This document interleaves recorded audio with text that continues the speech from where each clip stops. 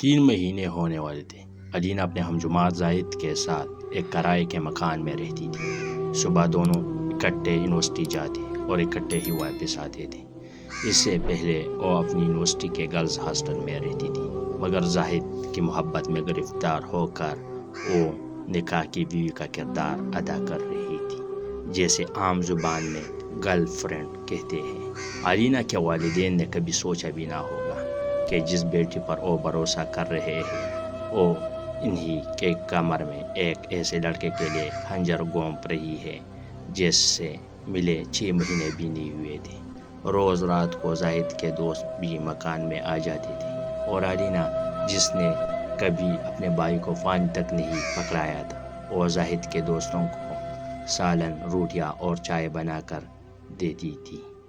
علینا کی کچھ ہمجماعت لڑکیوں نے اسے سمجھایا بھی تھا کہ اسی طرح اپنے ماں باپ کے بھروسے کو نہ توڑو اور اپنی عزت خراب نہ کرو، مگر علینا انہیں یہ کہہ کر خاموش کر دیتی کہ میری زندگی ہے، تمہیں کیا، میں جو کروں گا۔ 2 سال گزر چکے تھے۔ اس دوران علینا نے زاہد کو بہت مرتبہ کہا کہ ہم نکاح کر لیتے ہیں، مگر زاہد اسے ہر بار ٹال دیتا۔ یہ سلسلہ اسی طرح سے چلتا رہا۔ علینا نے بہت چالاکی دکھائی اور اپنے والدین کو اس سب کی بالکل بھی خبر نہ ہونے دی تھی۔ علینا امید سے ہو چکی تھی۔ جب اس نے زاہد کو بتایا تو چونک سا گیا۔ زاہد کو یہ سن کر غصہ آ گیا تھا۔ 2 دن گزر گئے مگر زاہد نے علینا سے بات تک نہیں کی تھی۔ وہ شخص جو 2 سال سے دن رات محبت کے نغمے گاتا تھا، اب وہ علینا کی طرف دیکھنا بھی پسند نہیں کرتا تھا۔ علینا بھی زاہد کے اس رویے سے بہت پریشان تھی۔ دوسری پریشانی اس کے پیٹ میں پل رہی تھی۔ اب زاہد رات کو دیر سے گھر آتا اور آ کر خاموشی سے سو جاتا۔ علینا رات رو رو کر گزارتی تھی، مگر زاہد کو اس کے رونے سے ذرا بھی فرق نہیں پڑتا تھا۔ ایک دن علینا نے زاہد کے قریبی دوستوں کو زاہد کی موجودگی میں بلایا اور انہیں پوری بات بتا کر کہا کہ بھائی پلیز آپ لوگ زاہد کو سمجھائے اور اس سے پوچھے یہ مجھ سے بات کیوں نہیں کرتا، میرا کیا قصور ہے۔ زاہد کے دوست اسی کی طرح کہتے۔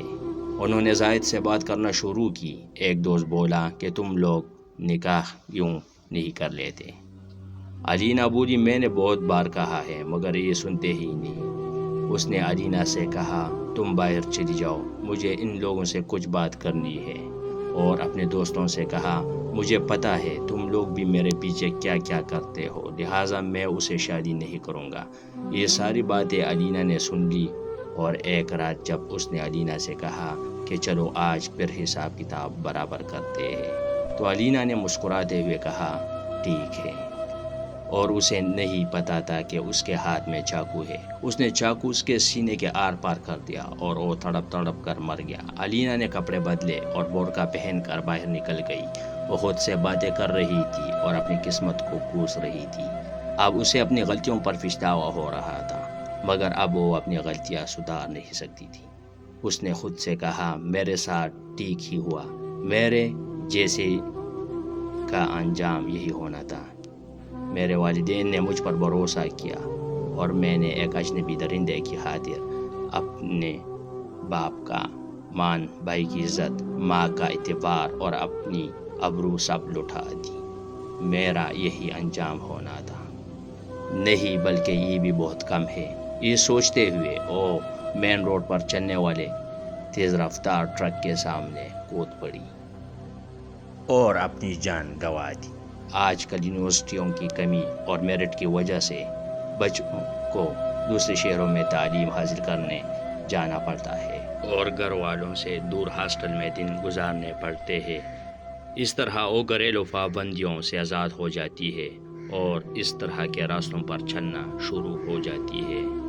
تو ناظرین، اس طرح سبق آموز کہانیاں سننے کے لیے ہمارے چینل کو سبسکرائب کریں۔